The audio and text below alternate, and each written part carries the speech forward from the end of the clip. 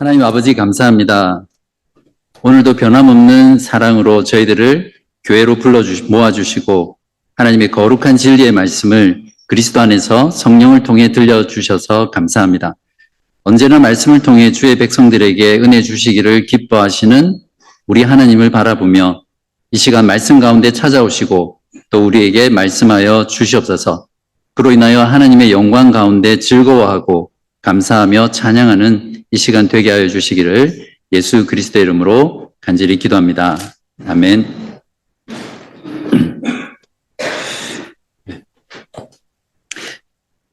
우리가 살아가는 현대 사회에는 어른 아이들이 많습니다.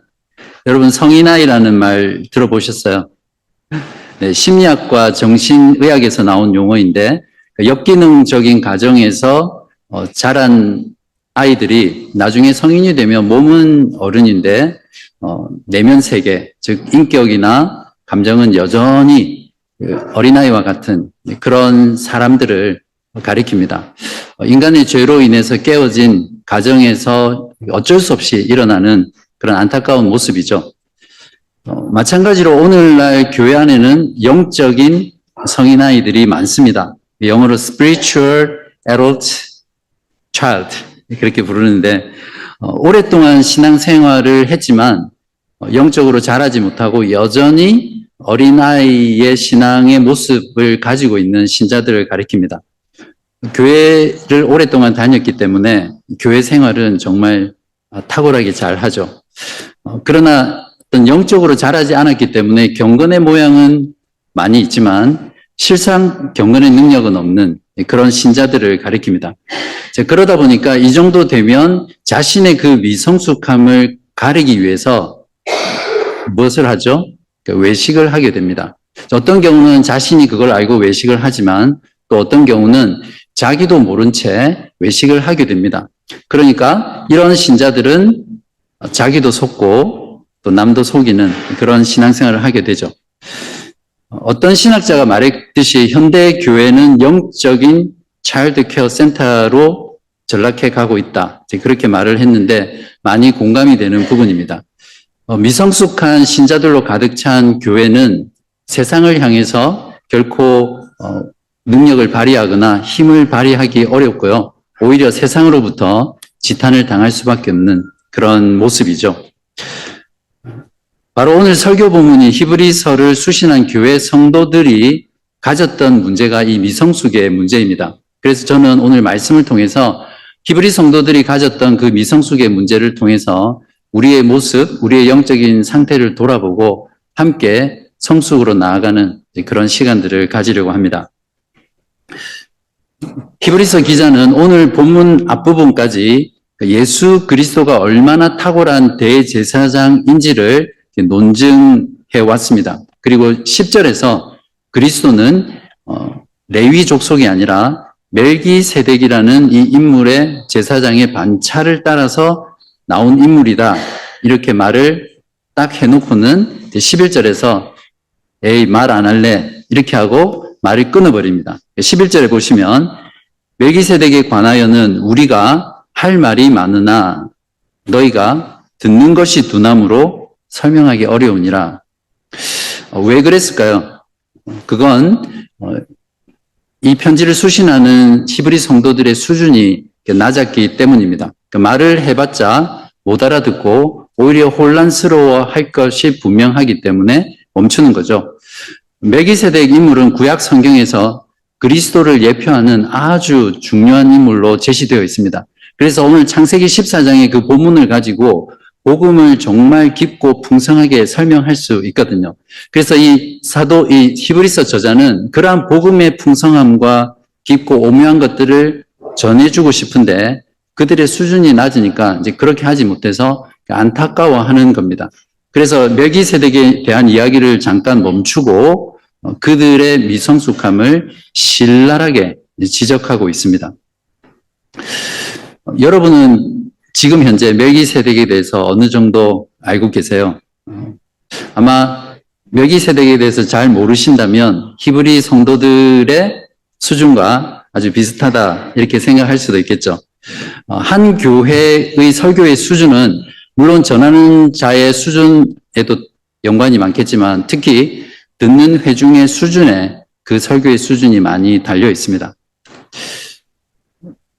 그렇다면 히브리서 수신교회의 문제가 구체적으로 무엇이었습니까? 12절을 보십시오. 때가 오래되었으므로 너희가 마땅히 선생이 되었을 터인데 너희가 다시 하나님의 말씀의 초보에 대하여 누구에게서 가르침을 받아야 할 처지이니 단단한 음식은 못 먹고 젖이나 먹어야 할 자가 되었도다. 그들은 처음 믿고 나서 여기 보면 때가 오래되었다 되어 있으니까 상당한 시간이 흘렀다는 걸 알 수 있습니다. 그러니까 이때쯤 되면 그들이 배웠던 그 지식을 누군가에게 다른 사람에게 가르칠 수 있을 정도가 되어야 된다고 생각했던 거죠. 그런데 히브리 성도들은 그뿐만 아니라 남을 가르치지 못하는 상태뿐만 아니라 그들이 처음 배웠던 그 신앙의 가장 기초적인 지식, 그것조차도 다 잊어버리고 다시 배워야 될 그런 상황에 처한 겁니다. 아마 편지를 썼던 이 성경 기자의 마음은 정말 참담했을 겁니다. 저자는 이들의 신앙을 단단한 음식은 못 먹고 젖이나 먹어야 하는 어린아이다 이렇게 지적하고 있습니다. 정확히 말하면 젖을 먹으니까 어린아이가 아니죠. 유아들이죠. 이런 신자를 굳이 태그를 붙인다면 기저귀 신자 이렇게 부를 수 있을 겁니다. 오늘날 교회 안에 이러한 영적인 성인 아이들이 정말 많은 것처럼 이 히브리 교회 안에서도 이러한 영적인 성인 아이들이 많았던 것을 볼 수 있습니다. 이들은 어쩌다가 이렇게 되었을까요? 그들의 미성숙의 1차적인 원인은 듣는 태도와 관련되어 있습니다. 11절에 보시면 너희가 듣는 것이 둔함으로 라고 저자는 꼭 집어서 그들의 문제를 지적하고 있거든요. 여기서 듣는 것이 둔하다라는 것은 어떻게 듣는 걸 말합니까? 둔하다라는 이 단어는 조금 내려가시면 6장 12절에 게으르다라는 단어가 나오는데 헬라어 원어에서 그 단어와 정확하게 똑같은 단어입니다. 즉 그들은 말씀을 듣는 일에 게을렀다는 말입니다. 말씀을 듣는 것에 게으르다는 것은 두 부분으로 나누어서 생각할 수 있거든요. 하나는 말씀을 듣는 것을 별로 좋아하지 않았다는 겁니다. 횟수와 시간의 측면에서 이 부분을 생각할 수 있는데 말씀을 자주 듣는 것을 좋아하지 않았습니다. 이건 오늘날 우리들의 교회도 마찬가지죠.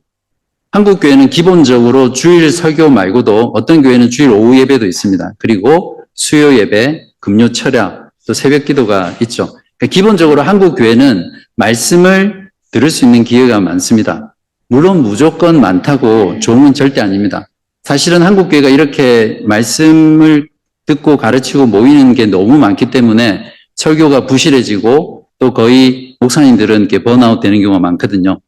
하지만 저는 말씀을 바르게 전하고 또 가르칠 수만 있다면 말씀을 들을 수 있는 이런 기회가 많은 것은 참 유익하다고 생각합니다. 요즘 신자들 가운데는 정말로 일주일에 딱 주일 아침 교회로 모였을 때 듣는 그 설교 30분이 일주일 동안 말씀을 듣는 것에 전부인 사람들이 의외로 상당히 많습니다. 자, 이런 신앙생활로는 온전한 신앙생활을 하기 힘듭니다. 영적인 어린아이에 머무를 가능성이 매우 높은 사람들이 바로 이런 사람들이죠. 또한 말씀을 오래 듣는 걸 좋아하지 않습니다. 저는 이것과 관련해서 안타까운 것 중에 하나가 현대교회에서 설교 시간이 점점 짧아진다는 겁니다. 아마 여러분 중에는 동의하지 않는 분도 계실 텐데 이제 그건 왜 그러냐면 지금 우리가 살아가는 시대가 듣는 것보다는 눈으로 이렇게 보는 것에 익숙해져 있고 오감을 자극하는 그 최첨단 멀티미디어 시대를 살아가기 때문에 귀로 듣는 설교를 오래 하는 것은 일종의 금기사항이 되어버렸습니다. 지금 시대에는 30분을 넘어가면 청중이 집중하기 어렵기 때문에 학자들 간에 30분 내로 설교를 해야 된다. 이제 그렇게 말을 하기도 하죠. 그래서 40분대에서 30분대로 또 30분대에서 20분대로 끝내야 된다고 요구하는 시대입니다. 제가 들은 말인데 어떤 교회에서는 담임 목사님 설교가 짧아가지고 20분대 짧아서 부흥한다는 그런 이야기도 들었습니다. 세계적인 강해 설교자인 존 메가더라는 목사님이 계세요. 그분은 강해 설교로 유명한 분인데 40분 이하로 강해 설교를 절대 할 수 없다라고 하면서 20분대나 30분대 설교를 잊어버리라고 그렇게 말했습니다. 여기서 30분이란 이 한계는 누가 정한 것입니까? 제 생각에는 자기 스스로 정한 심리적인 한계이고 또 어떤 집중을 오래 할 수 있는 그런 훈련의 문제라고 생각합니다. 말씀을 듣는 것에 게으르다는 또 다른 측면은 영적인 냉랭함입니다. 그러니까 말씀을 듣기 싫어하는 것과 함께 들을 때 냉랭함으로 듣는 태도입니다. 말씀을 들을 때 말씀에 대한 간절함, 기대감, 또 사모하는 그런 마음이 없이 게으르게 듣는 거죠. 지금 시대가 그렇습니다. 마치 예수님께서 말씀하시기를 지금 이 세대는 너희 세대는 피리를 불어도 춤을 추지 않는 세대다. 하나님의 말씀이 선포되고 전해지는데도 지금 하나님이 그 말씀을 통해서 우리 가운데 찾아오셔서 말씀하시는데도 그냥 마음속에 바리케이트를 치고 마치 얼음 공주처럼 냉랭한 가슴으로 이렇게 말씀을 듣는 게 오늘날 신자들의 말씀을 듣는 태도입니다. 여러분은 말씀을 들을 때 여러분의 그 마음의 영적인 온도는 한 몇 도 정도 되세요? 정말 말씀에 대한 간절함과 사모함과 기대감으로 또 이 시간 오셨습니까? 말씀을 듣는 태도에 있어서 우리에게 좋은 롤 모델을 제시해주는 성경에 나오는 성도들이 있습니다. 사도행전 17장 11절입니다. 베레아에 있는 사람들은 데살로니가에 있는 사람들보다 더 너그러워서 간절한 마음으로 말씀을 받고 이것이 그러한가 하여 날마다 성경을 상고함으로. 여기 보십시오. 베레아 성도들은 말씀을 받을 때, 들을 때 우선 마음을 활짝 열었습니다. 그리고 그 말씀에 대한 간절함과 사모함으로 뜨거운 마음으로 들었다는 것을 우리가 알 수 있습니다. 여기서 우리가 주목해야 될 점이 하나 있는데요. 듣기에 둔하다는 이 말이 현재 완료로 쓰여져 있습니다. 그 말은 무엇이냐면 히브리 성도들이 이런 태도로 말씀을 들었던 게 어제 오늘 태도가 아니라 오래전부터 지금까지 계속해서 이런 태도로 들어왔다는 겁니다. 이렇게 말씀을 듣는 것에 게으른 것이 그들의 오래된 영적인 습관이었다는 것이죠. 바로 이러한 습관 때문에 그들의 신앙이 여전히 어른이 되어야 함에도 불구하고 유아기적 신앙에 머물렀던 아주 결정적인 이유입니다. 히브리서 기자가 지적하는 부분은 우리들에게 시사하는 바가 무척 크죠.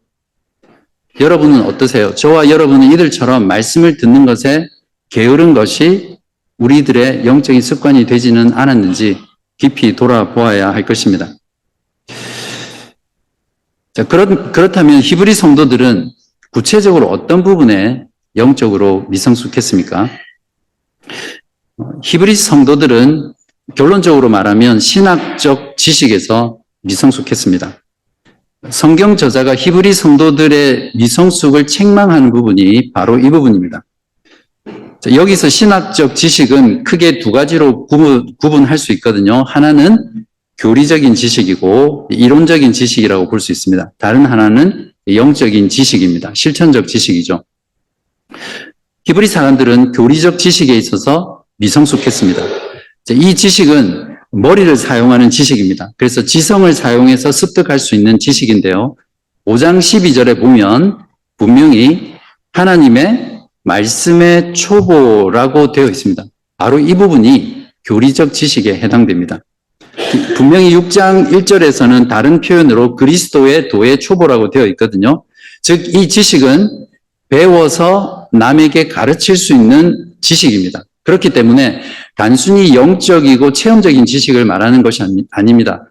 저자도 조금 전에 멜기세덱에 관해서 말하려고 하다가 그만둔 이유가 뭐냐면 그 멜기세덱에 관한 그 지식이 없어서잖아요. 그 복음에 대한 지식.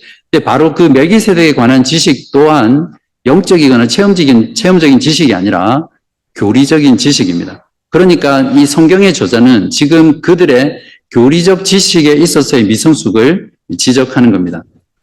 이런 지식의 종류에 대한 항목들이 6장 1절과 2절에서 6가지로 나옵니다. 죽은 행실을 회개함과 하나님께 대한 신앙과, 이건 회개와 믿음이라는 회심에 대한 교리를 말하죠.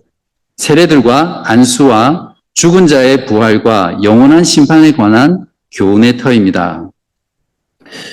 또한 히브리 성도들은 신학적인 지식에 있어서 두 번째 부분인 영적인 지식에 미성숙했습니다. 5장 14절에 보시면 지각을 사용함으로, 지각이라는 부분, 그 연단을 받아 선악을 분별하는 자들이라고 되어 있습니다.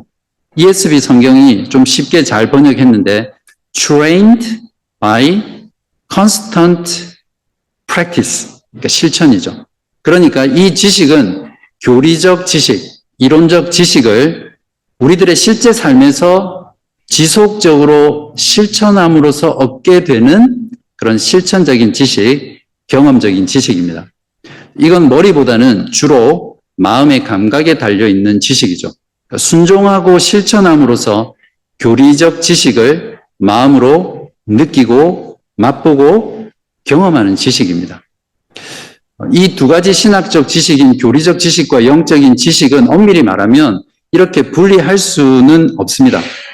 운전면허를 따고 운전을 하려면 이론 시험을 통과하고 또 120시간의 실습을 통해서 실기 시험에 통과해야 그때 비로소 운전을 할 수 있잖아요. 마찬가지로 교리적 지식이 없이는 영적인 지식을 결코 얻을 수 없습니다. 교리적 지식 없이 영적인 지식, 체험적인 지식을 추구하게 되면 결국에는 잘못된 신비주의 또는 이단에 빠질 위험이 굉장히 큽니다. 반대로 영적인 지식 없이 교리적인 지식만 추구하고 아는 것 역시 아무런 소용이 없죠. 이런 경우에는 아무런 능력이 없는 메마른 신앙, 또 이것을 가지고 자기 자신과 타인을 정죄하는 것만 늘어가는 그런 지식입니다. 그래서 이 교리적 지식과 영적인 지식은 하나의 통합된 지식으로 우리가 배우고 익히고 또 그 안에서 자라가야 됩니다. 자, 그렇다면 미성숙한 자와 장성한 자의 차이가 무엇입니까? 그건 말씀으로 옳고 그런 것을 분별하는 능력을 가지고 있느냐, 그렇지 않느냐의 여부입니다. 본문 5장 13절과 14절을 보시면 미성숙한 자는 어떻게 표현되어 있습니까? 의의 말씀을 경험하지 못하는 젖만 먹는 자, 이렇게 되어 있고요.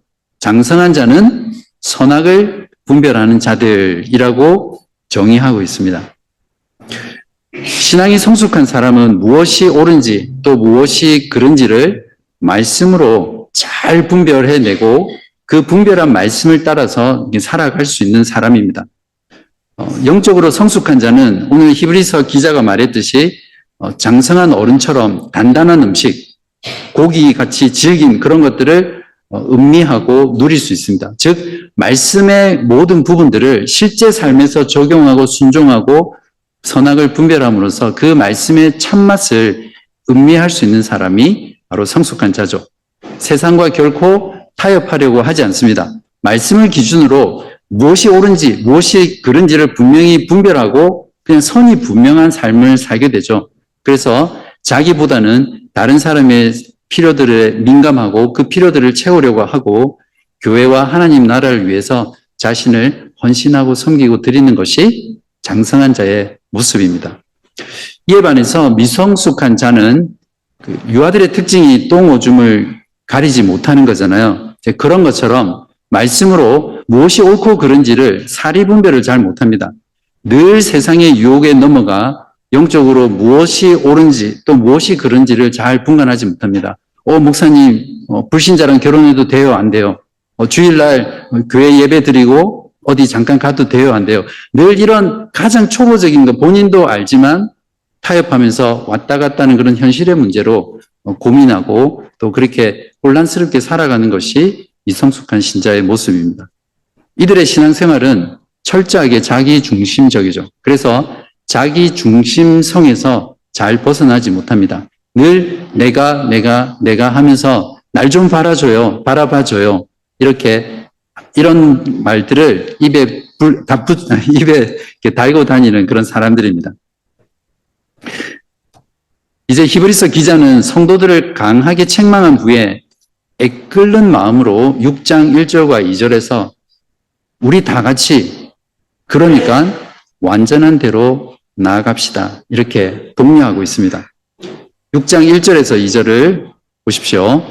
그러므로 우리가 그리스도의 노예 초보를 버리고 죽은 행실을 회개함과 하나님께 대한 신앙과 세례들과 안수와 죽은 자의 부활과 영원한 심판에 관한 교훈의 털을 다시 닦지 말고 완전한 대로 나아갈지니라. 그러므로 우리들도 신학적인 지식에 있어서 성숙한 대로 나아가야 합니다. 지금 히브리서 기자는 우리의 신앙생활의 여러 가지 측면, 기도를 많이 하고 전도를 많이 하고 봉사를 많이 하고 또 선교를 많이 하고 그런 것들에 대해서 말하고 있는 것이 아닙니다. 철저하게 신앙의 가장 기본적인 원리에 해당하는 이 교리들, 또 그 교리들을 실제 삶에서 경험하는 그런 체험적인 지식에 대해서, 신학적인 지식에 대해서 말하고 있습니다.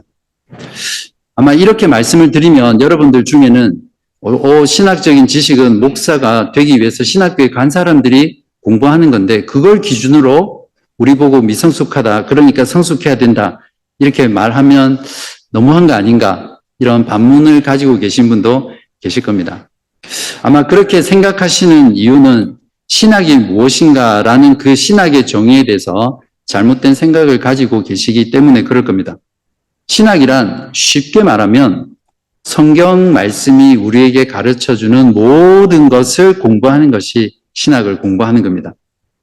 하나님에 대해서 무엇을 믿을 건지, 또 하나님에 대해서 우리가 어떤 의무를 다하면서 살아야 하는지에 대한 것을 가르쳐 주는 것이 성경이 우리에게 말씀하는 거죠. 다르게 말한다면 예수 그리스도를 통해서 하나님과 관계 맺는 삶의 모든 교리들을 신학이다, 이렇게 표현할 수 있습니다. 18세기에 미국의 저명한 목회자이면서 신학자인 조나단 에드워즈는 자신의 성도들에게 설교를 하면서 모든 그리스도인들은 평생 신학 공부를 해야 됩니다, 이렇게 설교를 하고 그 이유에 대해서 6가지를 말하거든요. 그 중에 5가지만 오늘 제가 읽어드릴게요. 신학적 지식 없이는 하나님의 은혜를 받을 수 없기 때문이고, 신학 지식이 없이는 사랑이 없기 때문이며, 신학 지식이 없이는 세례와 성찬이 아무런 의미가 없기 때문이다. 신학 지식이 없는 사람은 무지한 이교도와 다를 바 없으며, 신학 지식이 없는 사람은 이성 없는 짐승과 다를 바 없다. 혹시 이 말씀 듣고 나중에 집에 돌아가셔서 짐승 같은 실제로 조나단 에드워즈는 설교하면서 그 성도들에게 그렇게 말을 했어요.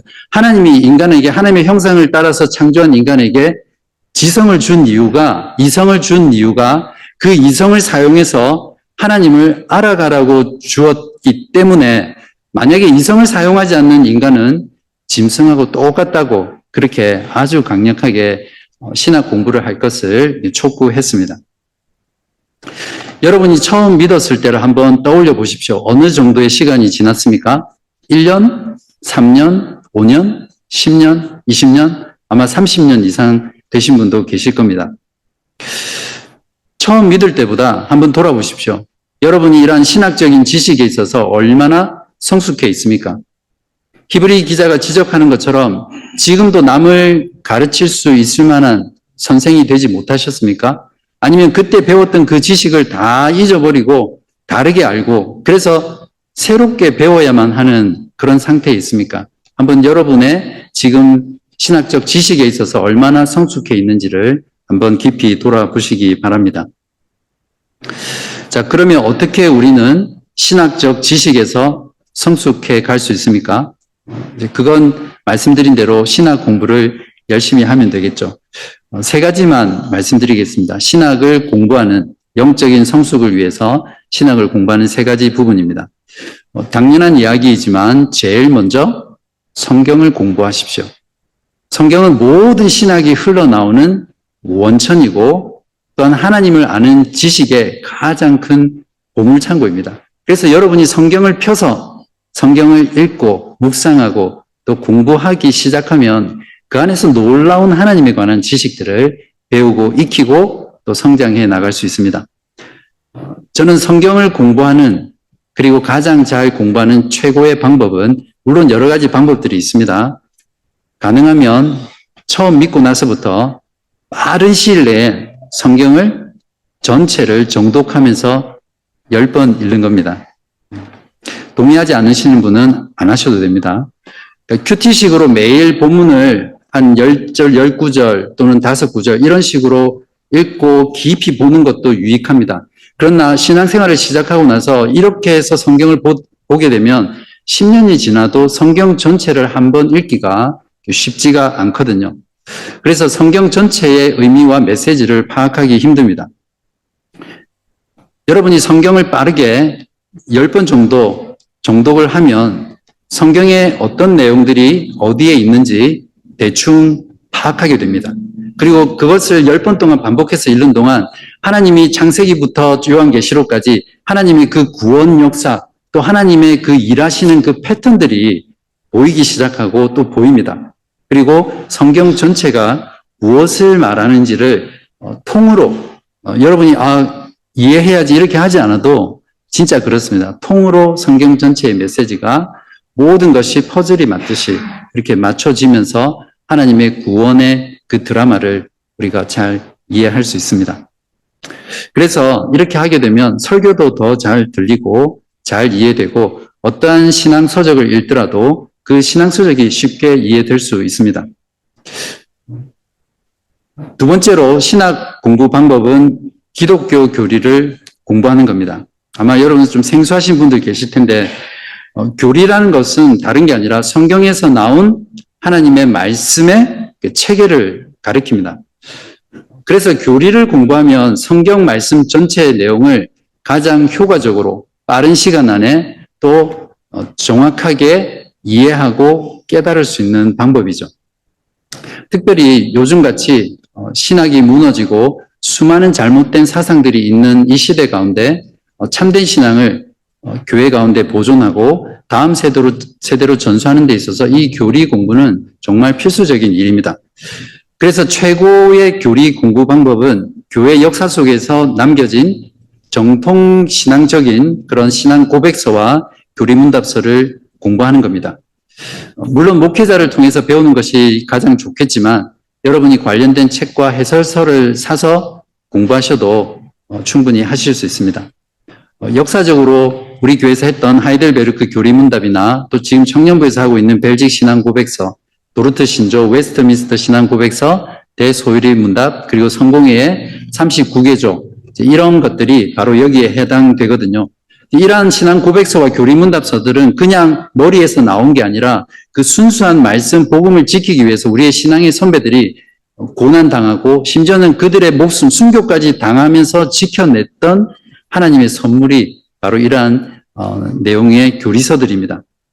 공부해 보시면 오래된 것인데 늘 새롭게 느껴지는 그런 오래된 새 것이 바로 이러한 역사 속에 남겨진 교리서들입니다. 마지막 세 번째로는 경건서적을 꾸준하게 읽으면서 영적인 독서를 많이 하십시오. 이러한 독서를 하게 되면 탁월한 신학자들과 목회자들과 신앙의 선배들이 남겨놓은 그러한 경험들, 또 그들이 알았던 하나님, 그들이 알았던 이해했던 복음, 그런 것들을 정말 깊고 풍성하게 우리가 간접적으로 깨닫고 경험할 수 있고요. 그것을 통해서 우리의 신앙과 영혼이 살찌게 됩니다. 물론 어떤 책을 읽을 것인지는 잘 분별해서 해야 되겠죠. 시중에 나오는 베스트셀러 책이 꼭 좋은 책은 아니거든요. 제 경우에 여러분에게 세 가지 책을 추천한다면 복음과 하나님 나라, 그리스도인의 비전, 기독교 강요 이 세 가지를 추천하고 싶어요. 이 세 가지 책이 저의 삶과 신앙에 가장 큰 변화를 주었던 책이기 때문에 그렇습니다. 이 모든 걸 자기 혼자 다락방에 들어가서 하지 마시고 우리 성도님들과 함께 배우고 그걸 나누고 또 서로 격려하십시오. 그렇게 해야 더 잘 배울 수 있고 더 바르게 배울 수 있고 또 오랫동안 지속할 수 있습니다. 그런 면에서 우리 성경봉독 팀장님 박기원 교우님이 지금 공동체가 전체로 1년에 1독 할 수 있도록 공동체 성경 읽기 프로그램을 진행하고 계신데 정말 고무적이고 또 필요한 일이라 생각합니다. 여러분 내일부터 시작이니까 꼭 조인하셔서 함께 성경을 읽으시기 바랍니다. 성경은 많은 곳에서 성도인 우리들에게 하나님을 아는 지식에서 자라가라고 명령하고 있습니다. 베드로후서 3장 18절에 오직 우리 주 곧 구주 예수 그리스도의 은혜와 그를 아는 지식에서 자라가라. 영광이 이제와 영원한 날까지 그에게 있을지어다. 골로새서 1장 10절에는 주께 합당하게 행하여 범사에 기쁘시게 하고 모든 선한 일에 열매를 맺게 하시며 하나님을 아는 것에 자라게 하시고, 그러므로 모든 그리스도인들은 평생 하나님을 알아가기 위해서 신학을 공부하며 살아가야 합니다. 이것이 그리스도인의 본업이고 또한 소명입니다. 사랑하는 여러분, 언제까지 젖병만 물고 계시겠습니까? 이제 젖병은 던져버리고 정말 육즙이 이렇게 팡팡 터지는 그 스테이크를 이렇게 잘라서 부위마다 그 다른 고기 맛을 음미하는 그런 단계까지 여러분 나가야 되지 않겠습니까? 영적인 그 아이에서 이제는 영적인 성인으로 자라가야 할 때입니다.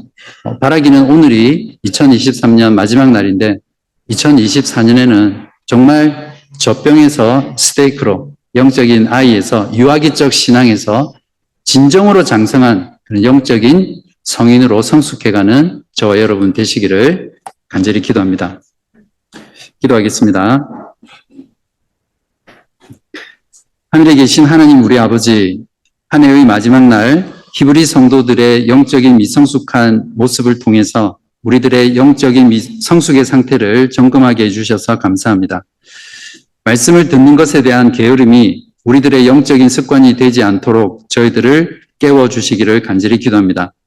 말씀을 자주 듣는 것을 좋아하게 하시고 베레아 성도들처럼 활짝 열린 마음으로 말씀을 들을 때마다 간절함과 사모함으로 듣게 하여 주시옵소서.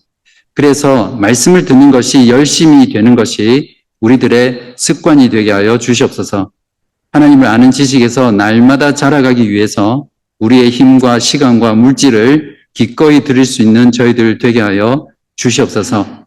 이젠 신앙의 지식에서 초보의 단계를 벗어버리고 더 깊고 오묘한 복음의 지식을 향유할 수 있는 성숙한 신앙으로 나아가게 하여 주시옵소서. 새해가 시작되는 내일부터 저희 교회의 모든 성도님들이 함께 주를 아는 일에 성숙한 대로 나아가게 하시고 이것을 위해 서로 도전하고 격려하며 함께 자라가는 저희들 되게 하여 주시옵소서. 그로 인해 하나님을 더욱더 영화롭게 하며 하나님을 즐거워하는 복된 신앙생활, 복된 2024년이 되게 하여 주시기를 예수 그리스도의 이름으로 간절히 기도합니다. 아멘.